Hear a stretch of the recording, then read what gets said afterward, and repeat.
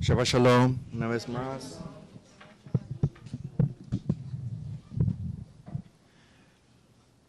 Esta parashá, Kita se es una para Kitisa, es una parashá que nos enseña a cada uno de nosotros la obediencia para Kadosh Baruj Hu en muchas instancias de nuestras vidas. La parashá que se dio el Shabbat pasado, si lo conectamos, tiene que ver mucho con lo que es el pueblo de Israel, con la conexión con Kadosh Baruj Hu todo el tiempo. El centro el pueblo de Israel siempre ha estado en la Gesed, o sea, en el favor de Kadosh Baruj Hu para su pueblo, de generación en generación. Cuando el pueblo de Israel, incluyendo a Judá, ha estado en exilio por muchos años, ¿qué es lo que ha estado en medio de su pueblo? En medio de su pueblo, ¿qué es lo que ha estado en medio de su pueblo de todos estos años que han pasado? Vamos a decir la Gesed del Kadosh Baruj Hu. Y vemos que no es por, vamos a decir, por la persona, sino es por lo que se ha hecho anteriormente, que es el pacto o el berit que Kadosh Baruj Hu dejó a nuestros ancestros. Si ustedes se fijan cuando Kadosh Baruj Hu le dice al pueblo de Israel, no porque tú eres, porque eres tan bello o porque tú eres tan grande, sino por el brit que yo hizo con quién, con Abraham, con Yitzhak y con quién, con Jacob. Entonces venimos al mismo pregunta. En esos tiempos, la misma Gesed que Kadosh Baruj Hu nos tiene a nosotros es por el mismo berit que Kadosh Baruj Hu hizo en el mero principio. Ahora está en nosotros cómo nosotros vemos las cosas en lo que es la Torah. En esta parashá nos trae algo muy verdadero y quiero empezar rápidamente. Shemot capítulo 30. Vamos a entrar de lleno. Capítulo 30 de Shemot, en el verso 11. Dice de esta manera: Yahweh dijo a Moshe: cuando tomes un censo de los Bnei Israel, los escribas, cada uno al inscribirse, pagará a Yahweh un rescate, ¿qué dice? Un rescate por su vida, para evitar la diseminación de una plaga entre ellos en el tiempo. ¿Cuál tiempo tenía que ser eso? En el tiempo del censo, de contar a los Bnei Israel. Cuando esto aparecía es porque Kadosh Baruj Hu decía, tienes que contar al Bnei Israel. Tienes que contarles, tienes que contar de 20 años para arriba. Ahora, ¿cuál era una de las razones por qué se tenía que contar a los Bnei Israel? Ya lo dijimos, ¿para que qué? Para rescate de su vida. Segundo, para que el pueblo de Israel, primeramente, Kadosh Baruj Hu sabe cuántas personas hay. Eso no tiene que hacer número, Kadosh Baruj Hu ya lo sabe. De hecho, sabemos que los cabellos de cada uno de nosotros, ya sabe Kadosh Baruj Hu cuántos son exactamente. Sabe hasta el nombre de las lumbreras, ¿verdad? Sabe cualquier cosa, porque Él es por eso se llama el título el creador, porque sabe toda instancia de todo ser humano y de la creación completa. Entonces vemos que aquí, en el censo, sabía cuál era el número, pero cuando le hace notar a Moshe por qué se tenía que contar los Bnei Israel, era primeramente, dice aquí, para rescate de su vida. Segundo, era para lo que era de ir a guerra. Si nos recordamos unas palabras muy, pero muy lógicas, vamos a decir, muy lógicas. Cuando hay una guerra, y vamos a decir el comandante, vamos a decir, o el general, va a ir a guerra, vamos a decir, es prudente que un general cuente su ejército? ¿Sí o no? ¿Ustedes saben quién dijo eso? Mashiach. Él lo dijo. Dice, no es prudente o no tiene sentido que uno que va a ir a la guerra, dice, tiene que contar, hacer un censo, dice. Por supuesto que sí. Entonces vemos que aquí Kadosh Baruj Hu le está diciendo a Moshe, tienes que hacer esto primeramente para el rescate de la vida de ellos. Pero lo interesante es que ahorita lo vamos a ver. Quiero dar un ejemplo de cómo, cuando dice Kadosh Baruj Hu que algo se tiene que hacer, lo tiene que hacer al pie de la letra. Vamos a ver este ejemplo en segunda de Shamuel, capítulo 24.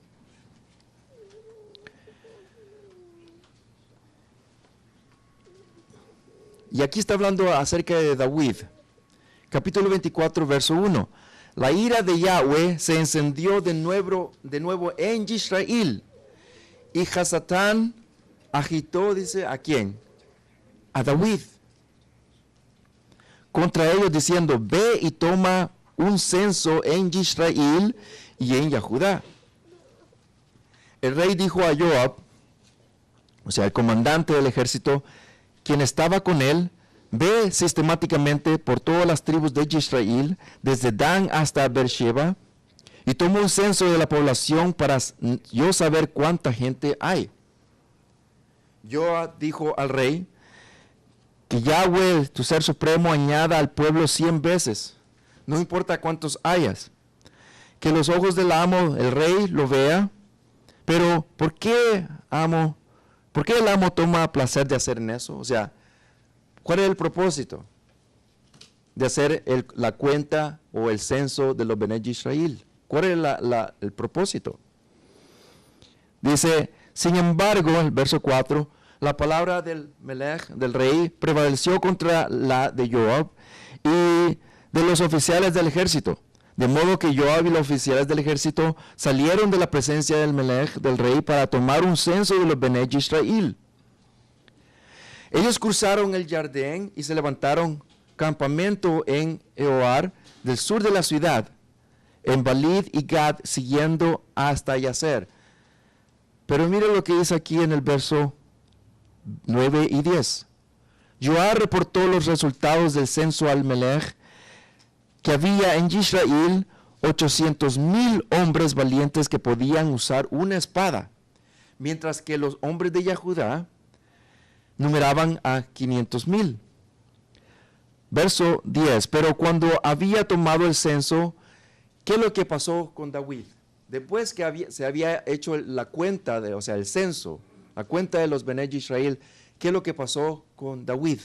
Dice que fue golpeado con carga de conciencia. O sea, quiere decir que lo que él hizo, no lo hizo pensando con una sabiduría, o sea, con sabiduría del Ser Supremo, sino lo que lo hizo con su propio bienestar, sin pensar lo que Kadosh Baruj Hu decía, porque acordémonos que todo lo que el Melech hacía, se tenía que consultar con quién. Tenía que hacer ¿qué? Consultar con Kadosh Baruj Hu. Todo lo que se tenía que hacer, todo lo que era de gobierno, todo lo que tenía que ver con el pueblo de Israel, tenía que ser consultado. Y vemos que aquí dice que pegó en la conciencia de David. Y dice de esta manera, David dijo a Yahweh, he pecado grandemente en lo que he hecho, pero ahora, Yahweh, por tu gesed, remueve la iniquidad de tu siervo, porque yo he hecho una cosa muy, ¿cómo dicen sus versiones? Yo he hecho una cosa muy necia, o lo he hecho neciamente.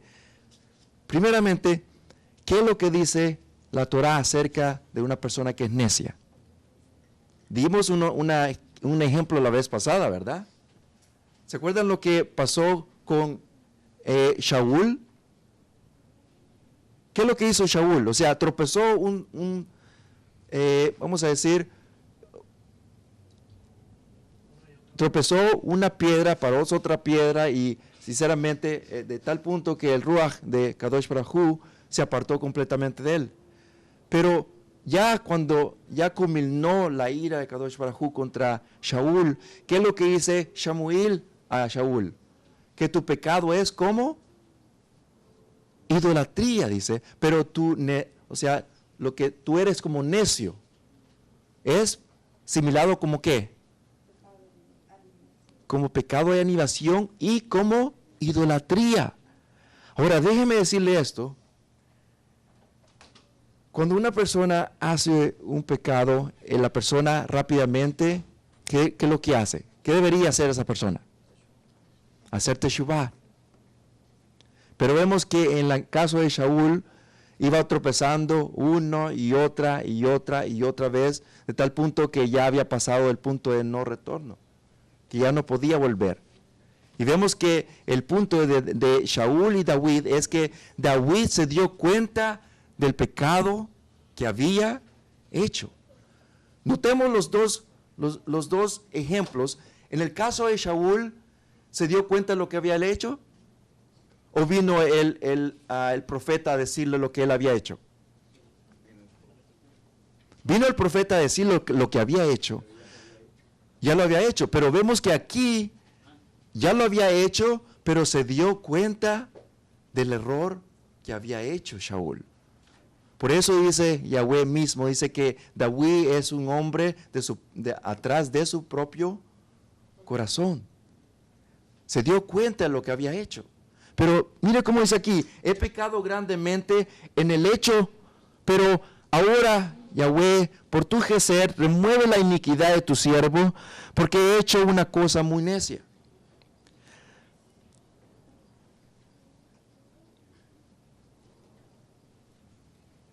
Después que había hecho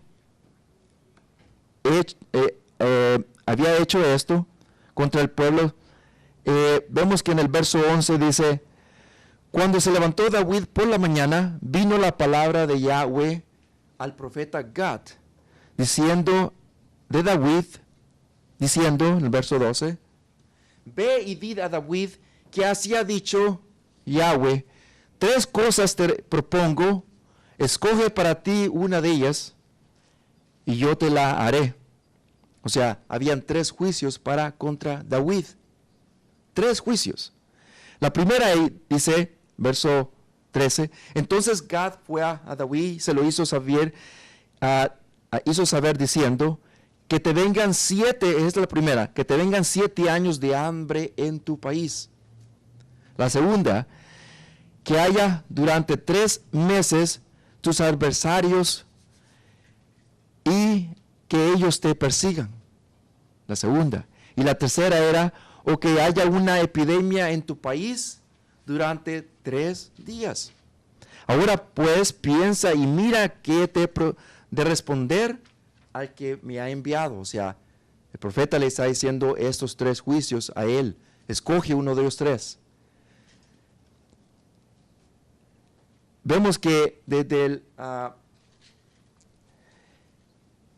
si ustedes siguen leyendo los versos, no lo vamos a leer todo, pero para resumir, David escogió el número 3, los 3 días de pestilencia. Ahora, vamos a ir lo que la parashá dice en la Torah, capítulo 30, por favor, y volvamos a la lectura de la parashá, capítulo 30, verso 16. Miren lo que dice aquí, lo vamos a comparar, cuál fue el error de aquí. 30 de Shemot o Éxodo, verso 16. Tomarás el dinero de la expiación de los Benei Yisrael y lo usas para el servicio del Mishkan, del Edut, del testimonio, para que sea, ¿cómo dice en sus versiones? Para que sea un Edut, o sea, un testimonio, pero ¿para qué? ¿Cómo dicen otras versiones? Un memorial.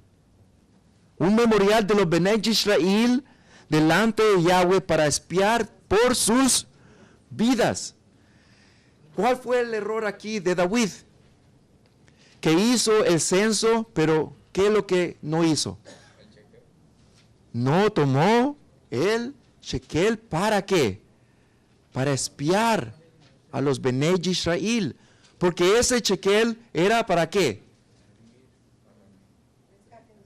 En otra manera es para redimir los Bnei Israel. Es una expiación. Si ustedes se acuerdan, el Shabbat pasado hablamos de muchos ejemplos de expiación, ¿verdad?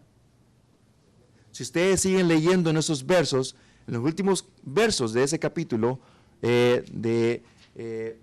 segunda de Samuel, ustedes se dan cuenta que de los 70,000 personas que murieron allí en Israel, ellos fueron como una forma de expiación para los Bnei Israel. Léanlo, por favor, cuando ustedes tengan tiempo. Se van a dar cuenta que como no pasó eso de este punto el shekel, vemos que las mismas vidas vinieron a tomar lugar del shekel. Pero vemos que la Gesed de Kadosh Baruj Hu vuelve de nuevo y le dice que al Malach le dice, para. Ya después, si ustedes siguen leyendo en los últimos versos de ese capítulo, vemos que el Malach le dice a David, ve a la horna de Jebusé, dice, y haz un corbán, unos corbanots, unas expiaciones. Y vemos que allí, de consiguiente, viene David y paga 5,000 shekels, ¿verdad? O sea, dinero para comprar ese lugar, y ese lugar vemos que viene a ser como Yerushalayim, donde viene a ser el Beit HaMikdash en el futuro. El punto es que vemos cómo Kadosh Baruj Hu ya había hecho esto antemano en la Torah, los que tenía que ser, o sea, asimilado al pie de la letra.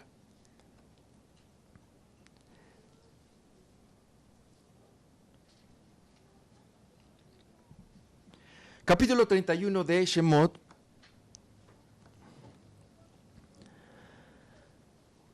El verso 1, y Yahweh dijo estamos leyendo en Shemot o Éxodo 31:1, Yahweh dijo a Moshe, yo he señalado o escogido a Betzaleel, que significa la sombra del Ser Supremo, el hijo de Uri, el hijo de Ur, de la tribu de Yahudá. Yo he llenado con el Ruach del Ser Supremo, entendimiento y conocimiento referente a todos los tipos de artesanía.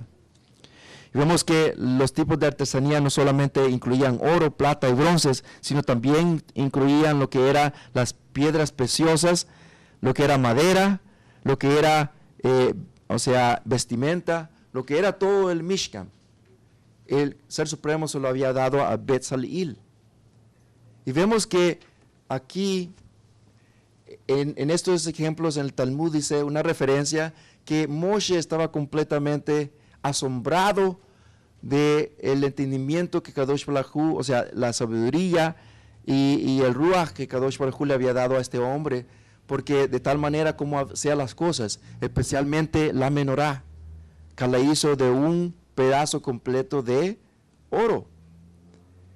Pero lo interesante es que acordémonos que lo que Kadosh Baruj Hu estaba dando, vamos a decir, las instrucciones, los requerimientos, cómo hacer el Mishkan, lo estaba dando una referencia que tenía que ser exactamente como, ¿cuál era el prototipo del Mishkan?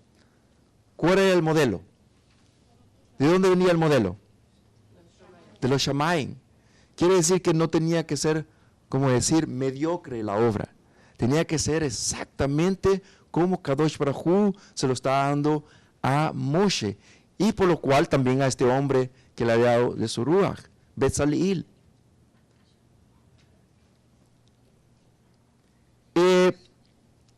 Capítulo 31, verso 16. Los hijos o los Bnei Israel guardarán el Shabbat, observará el Shabbat por todas sus generaciones como un brit perpetuo. Es una señal entre los Bnei Israel para siempre, porque en 6 días hizo los Shamayim y la Aretz, pero en el 7º día él cesó de trabajar y descansó. Cuando él había terminado de hablar con Moshe en el monte de Sinaí, le dio 2 tablas de las 10 palabras. escritas por el dedo del Ser Supremo. Ahora, primeramente, ¿por qué hace énfasis aquí acerca del Shabbat? ¿Por qué? Mi pregunta es, ¿desde dónde fue instituido el Shabbat o asignado el Shabbat? ¿Desde cuándo? Ustedes sabían que muchos piensan que el Shabbat fue, vamos a decir, inventado como en el primer siglo. Sabemos que desde el principio de la creación el Shabbat está, pero muchos piensan que fue inventado por los judíos, dicen. O sea, que los judíos salieron con eso, dicen. Que el pueblo de Israel empezó a guardar el Shabbat o el sábado en el primer siglo para nuestros tiempos.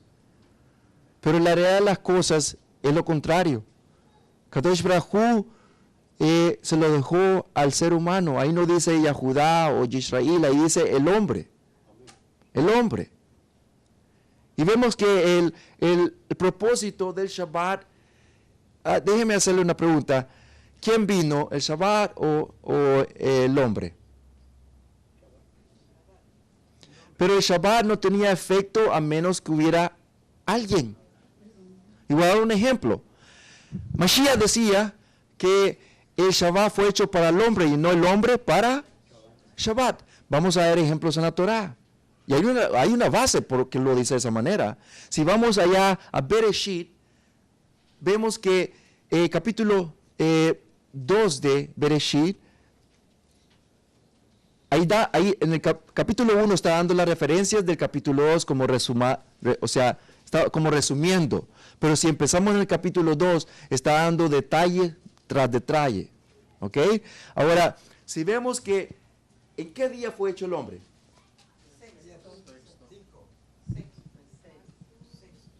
Sexto. Muy bien. ¿Por qué fue hecho primeramente en el sexto y no en el séptimo el hombre? Primeramente porque el Shabbat es perfecto y Kadosh Baruj Hu lo ha dejado porque allí se abren las puertas de los Shamaim y porque hay bendición. Lo sabemos. Capítulo 54 de Yeshayahu, ahí dice acerca del Shabbat y las bendiciones del Shabbat. Pero vemos que aquí el hombre ya estaba. Entonces vemos que el propósito de la naturaleza, vamos a decir, de la creación, ¿cuál es el propósito de las aves? ¿Cuál es el propósito de los peces? ¿Cuál es el propósito de la mar? ¿Cuál es el propósito de los Shamaim? ¿Cuál es el propósito de toda la creación del Ser Supremo? ¿Para beneficio de quién? Del hombre. Entonces vemos que el Shabbat fue instituido para el hombre, para que cesase de sus trabajos, para que pause, para que haga una pausa. Ustedes sabían que hay muchas personas que trabajan todos los días, 365 días, y no paran de trabajar. ¿Ustedes sabían eso? Yo conozco a un doctor que cada vez que yo empiezo dentro a trabajar, muy de mañana, como él trabaja mucho, trabaja como 3 días consecutivos sin descansar. Y usualmente, mayoría de veces, está en el escritor, o sea, en la unidad de enfermeras, está así, durmiendo. Y yo le digo que no toma descanso. Él me dijo, no, es que tengo que trabajar. Y trabaja consecutivamente, algunas veces por 4 días consecutivos. Y no descansa.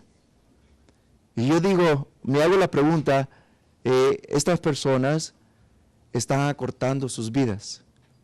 Por el estrés, primeramente, porque no hay un nivel de balance del Ruach. Y vemos que Kadosh Baruj Hu dejó un descanso en cada uno de nosotros para que le dediquemos, por supuesto que es todos los días dedicarle, pero este día, dice Kadosh Baruj Hu, que es un día donde los Shamayim se abren y hay bendición. Entonces vemos que aquí Kadosh Baruj Hu le da a Adán un día de descanso, de pausa. vemos que no solamente descanso y pausa, sino también es una señal para el pueblo de Israel. Si vamos al capítulo, parece que es 43 de Ezequiel o Ezequiel, y también el libro de Revelación está haciendo vamos a decir, la indicación acerca de una marca que los Bnei Israel tienen. Es una marca que nos hace separados con los demás.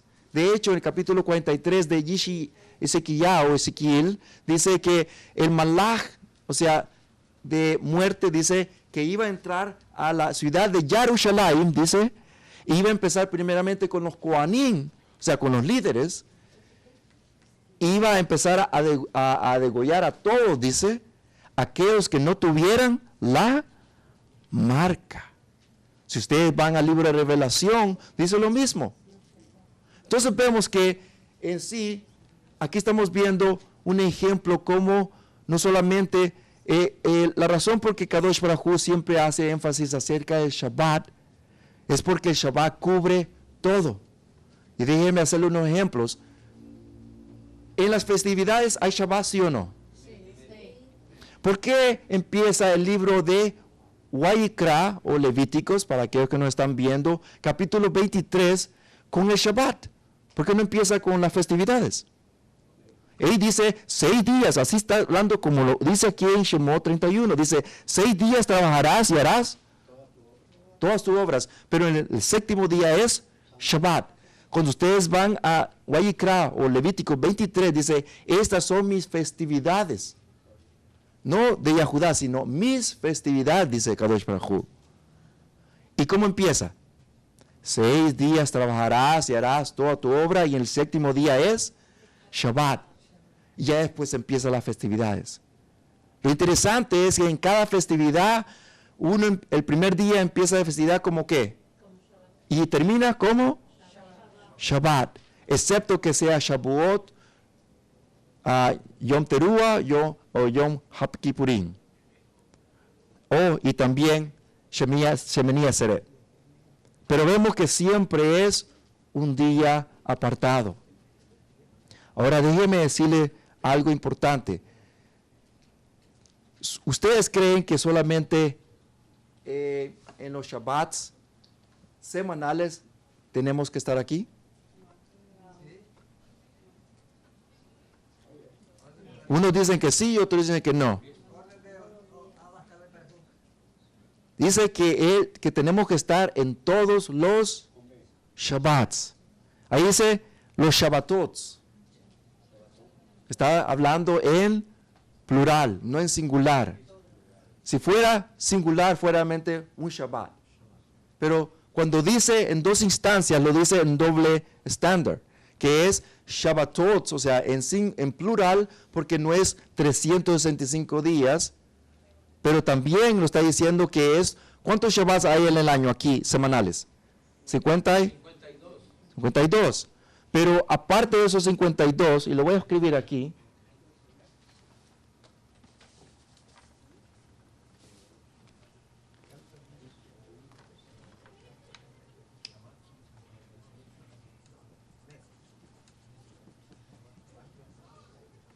¿cuántos hay del año? ¿Y cuántos hay de las festividades?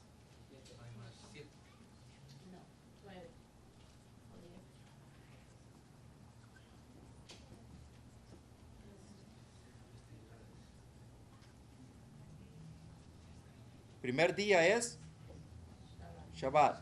El último día es Shabbat. ¿Cuál les viene? Shavuot.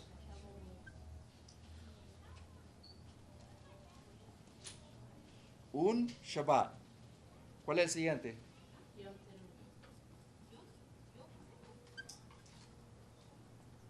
Un Shabbat.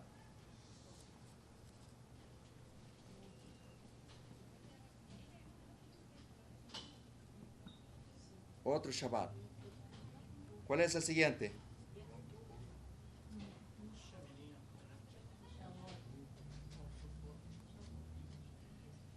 Un Shabbat, ¿verdad? Pero Shemini Atzeret Otro.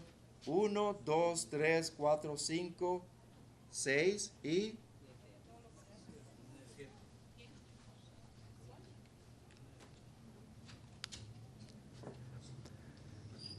Mi pregunta es, ¿a cuáles de esos Shabbat tenemos que estar? Todos. La realidad de las cosas es que no estamos en todos. Estamos quizás en 3/4. Y algunas veces es 1/4. Y algunas veces es solamente aquí. Y algunas veces es solamente los 52, sin contar las festividades. Kadosh Baruj Hu dice que nosotros somos un pueblo singular, especial. Nosotros tenemos esa marca. Tenemos esa marca. Allí en Ezequiel, lo que le estaba diciendo anteriormente, capítulo 43, ¿verdad?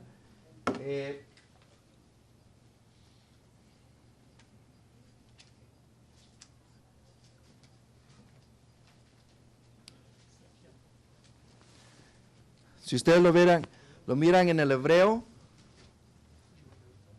si ustedes lo miran en el hebreo capítulo 43, donde dice 43, perdón, de Ezequiel. Ahí lo puedes leer todo el capítulo. Ahí dice la marca, y eso es lo que está en el hebreo, el Aleph Tau. Esa es la marca. Y podemos traer otra enseñanza acerca de la marca, pero no es el punto. El punto es que Kadosh Baruj Hu dice aquí que el Shabbat es algo muy importante para nuestras vidas. Muy importante porque no sobrepasa el pasado ni el presente, sino también en el futuro. Todo esto es lo que hacemos, es estar entrenando para el futuro.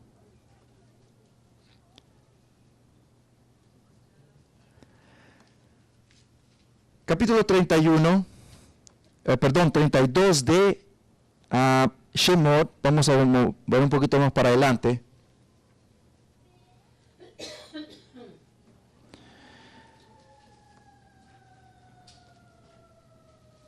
Capítulo 32 estamos viendo cómo el pueblo de Israel ya se había corrompido, porque Moshe, ¿cuántos días se había tardado? 40 días. Lo hemos dicho anteriormente que el estado que Moshe estaba, o sea, con Kadosh Baruj Hu recibiendo la mayoría de Torah, no toda, por supuesto, pero la mayoría de Torah la estaba recibiendo. Vemos que en el estado que él estaba, era un estado, acordémonos que Kadosh Baruj Hu había comprimido ¿qué había comprimido? Los Shamayim, los cielos y la tierra. Y en el estado donde estaba Moshe, era un estado que necesitaba comida literal, porque la misma Torah era un alimento para él.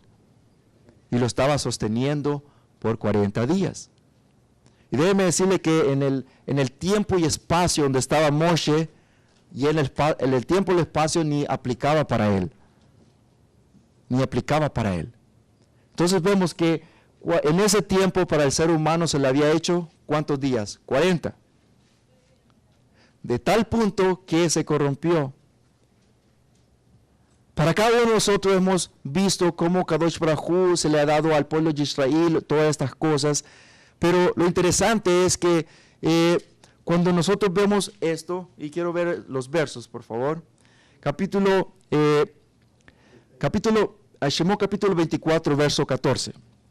O Éxodo 24, verso 14, porque nos están viendo. Y los ancianos, él dijo, quédense aquí por nosotros hasta que regresemos a ustedes. Miren, o sea, póngale atención a Aarón y Hur que están con ustedes. Cualquiera que tenga un problema o algo, deben volverse a ellos. El problema es que aquí la paciencia del pueblo se había gastado completamente, de tal punto que ellos ya querían otro líder. ¿Ustedes creen que en las naciones alrededor Estamos hablando de Mizraim, los amonitas, o sea, todas esas naciones alrededor. ¿Tenían sus deidades, sí o no? Y la forma como ellos veían a sus deidades, la veían de una manera increíble, sinceramente. De tal punto que era tan real para ellos. Pero para el pueblo de Israel que había salido de una nación idólatra, vemos que aquí se les estaba haciendo algo como nuevo, vamos a decir.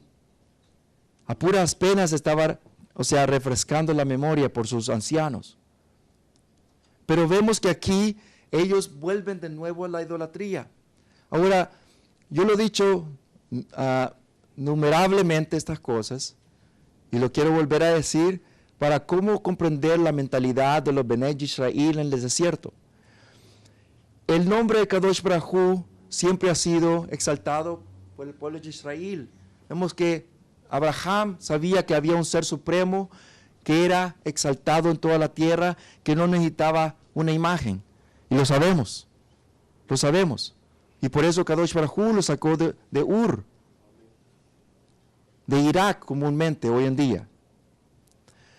Cuando él lo saca, vemos que ya Abraham ya había comprendido quién era ese ser supremo, de tal punto que él menciona su nombre y hace un misbeach, un altar. Pero lo interesante es que el nombre de Kadosh Baruj Hu ya se había, vamos a decir, corrompido antes del diluvio. Y se había corrompido de una manera que el nombre, al nombre de Kadosh Baruj Hu ya le llamaban ¿a quiénes? A sus deidades, a sus ídolos. Pero, y no vamos a dar la referencia, pero no vamos a entrar allí, pero lo vamos a usar como una referencia. Capítulo 4 de Bereshit, o comúnmente Génesis, verso 26, ahí dice que el nombre de Kadosh Baruj Hu fue corrompido. Si ustedes lo miran, la palabra halal significa profanar, corromper, ensuciar. Quiere decir que el nombre de Kadosh Baruj Hu fue corrompido y profanado, poniéndolo a sus deidades. Si volvemos aquí, a Shemot, pero quiero dar otra referencia a Lamentaciones, por favor. El libro de Lamentaciones, capítulo 2, verso 20. Contempla, oh Yahweh, y ve quién te ha atormentado así. ¿Deben las mujeres comerse el fruto de sus vientres? La trama ha hecho recogida. ¿Serán muertos los infantes amamantando en los pechos? ¿Asesinarás a los Kohanim y a los profetas en el lugar Kadosh de Yahweh? De otras maneras, aquí estamos viendo que los que se profanaron aquí, los que se corrompieron aquí en el monte Sinai, ¿quiénes fueron? ¿Quiénes fueron?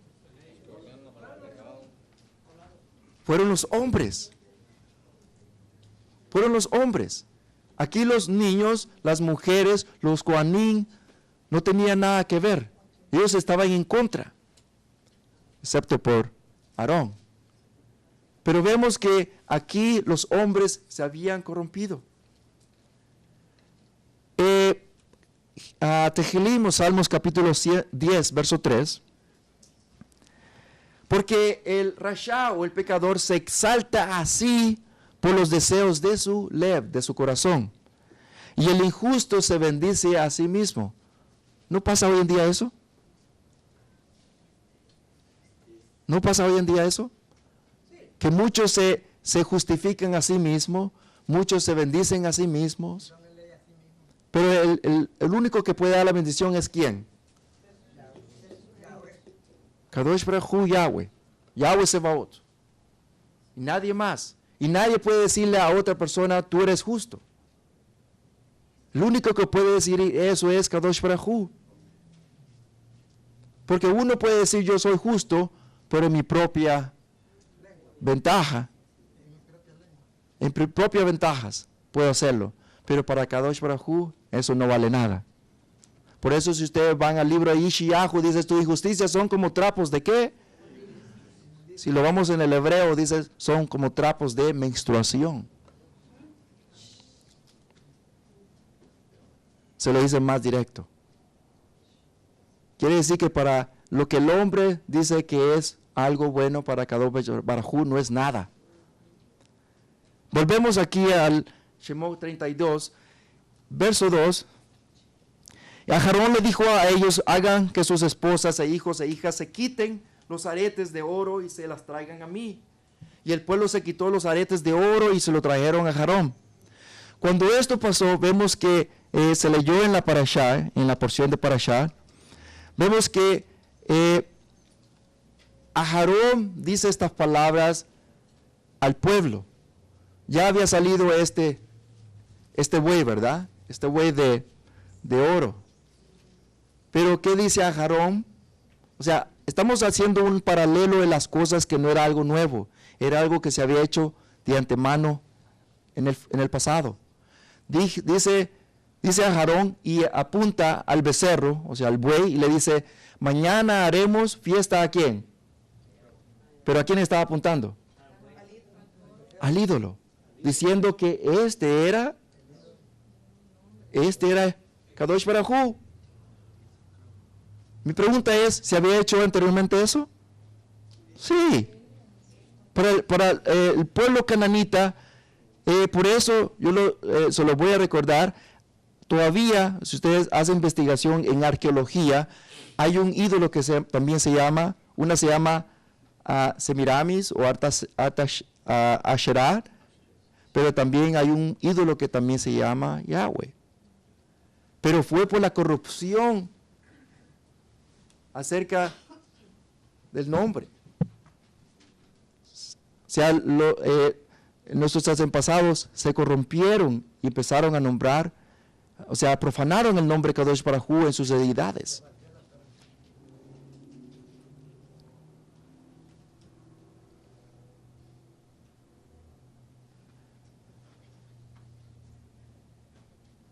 Capítulo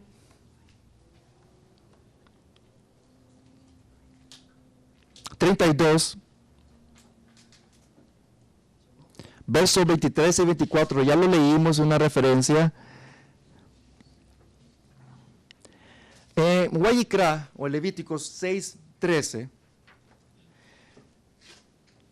ahí dice, y estoy dando referencia, que el fuego, o sea, el fuego que Kadosh Baruj Hu iba a hacer cuando el holocausto continuo que se hacía, dice que no se apagaba, dice, y que estaba prendido continuamente. 6:13 de Wayikra o Levíticos. El fuego permanecerá encendido en el Mizbeach continuamente y no se apagará. ¿De dónde venía el fuego? De los Shamaim. ¿Se acuerdan el verso que leía de acerca de David cuando hizo el Mizbeach? Cuando se arrepintió, ¿verdad?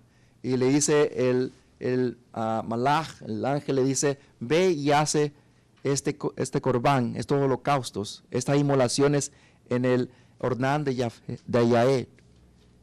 Y dice que el fuego de Kadosh Baruj Hu, dice, bajó, dice, ¿verdad? Parece que en la Haftará habla acerca ¿de quién está hablando? ¿Se acuerdan? Eliyahu. ¿Y de dónde viene el fuego? De los Shamaim. O sea, nadie tiene el control de estas cosas, solamente Kadosh Baruj Hu. La el fuego, viene no del hombre, viene de dónde? De Kadosh Baruj Hu. La iluminación, el alumbrar de la Torah, ¿viene de quién? De Yahweh.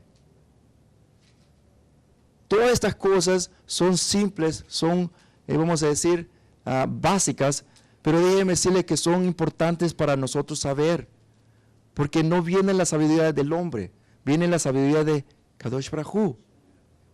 Todas estas cosas que se dicen aquí enfrente, no importa quién esté aquí, vienen, o sea, si hay un problema, si hay una pregunta, siempre hay que hacerla, no hay que callar. Siempre nosotros decimos que la información que se da aquí, las parashás que se dan aquí, es para que ustedes se vayan y investiguen, para que nosotros crezcamos más. No solamente crean, la importancia, la responsabilidad cae en cada uno de nosotros para hacer estas investigaciones. Así crecemos en el estudio de la Torah. Vamos a ir terminando.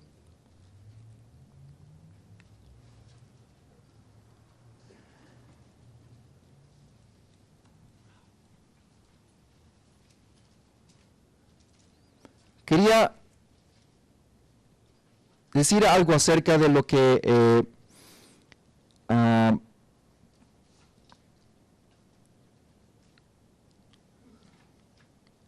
acerca de lo que el pueblo de Israel obtuvo en ese lugar. Primeramente, lo que ellos estuvieron, cuando Kadosh Baruj Hu le dice a Moshe, cuando estaba bajando del monte Sinai, le dice que iba a destruir ¿a quiénes? Al pueblo completo. Pero él le dice, ¿qué es lo que las gentes van a hablar de nosotros o de ti? Que los sacaste solamente a exterminarlos. Y dice, yo los borraré ¿de dónde? Dice. Yo los borraré de la faz de la tierra, pero también los borraré ¿de dónde? Del libro de... Déjenme decirle, brothers, llamados, que hay 3 libros. El libro de la vida de los Sadikim, el libro de los Rasha, o sea, de los inicuos, y el libro de los de en medio. Y es el que está cuando hacemos el Yom Kippurim. El Yom Kippurim. Lo interesante es que ya Kadosh Baruj Hu ya sabe quiénes están en el libro de la vida. ¿Cómo lo sabemos eso? ¿Qué es lo que dice Moshe? Bórrame de quién.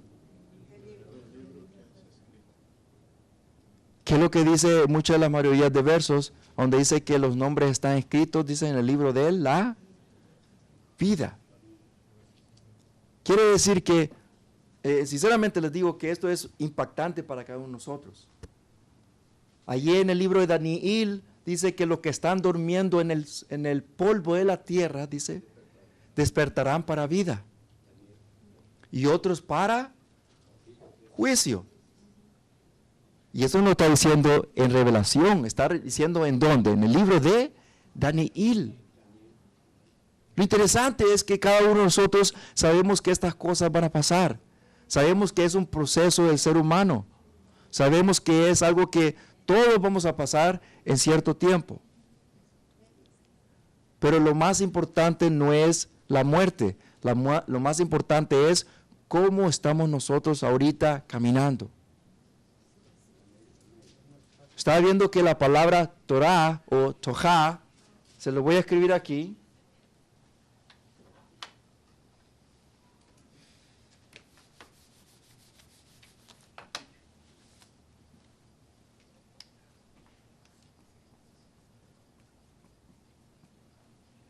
¿Qué significa Torah?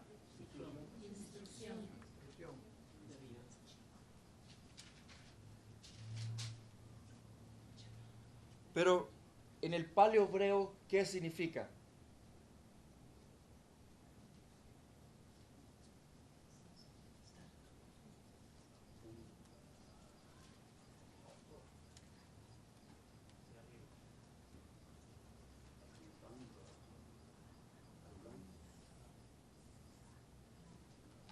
¿Apuntando a dónde? ¿Al lado? No, al blanco. Lo interesante es que lo opositivo, lo opuesto de esta palabra, Torah, que es,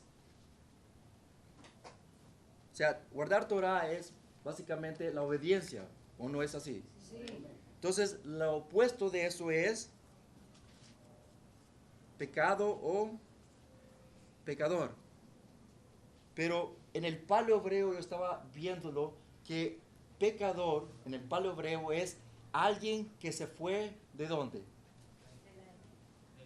¿En dónde estamos nosotros caminando? En el camino, ¿verdad? En el camino, en la Emet, en la Torah. Dice a Kadosh Baruj Hu le dice a Yahushua y le dice, no mires al lado izquierdo ni al lado derecho. Dice, mira hacia dónde? Hacia el blanco, a la Torah. Lo que estamos haciendo hoy en día. Pero lo interesante es que lo opuesto de obediencia o guardar Torah es pecador. Y es alguien que se desvió ¿de dónde? Del camino. Pero también pecado significa alguien que le falló. ¿A dónde se supone que tenemos que estar? Aquí en el blanco, ¿verdad? Pegando al blanco. Alguien que falló del blanco. Que no tiene puntería en otras maneras. Mala puntería. Mala puntería. Todas estas cosas Kadosh Baruj Hu nos dice que debemos hacer. Son instrucciones y ya se me olvidaba decirle lo más importante. Torah no solamente significa instrucción y lo demás que dijimos, pero también significa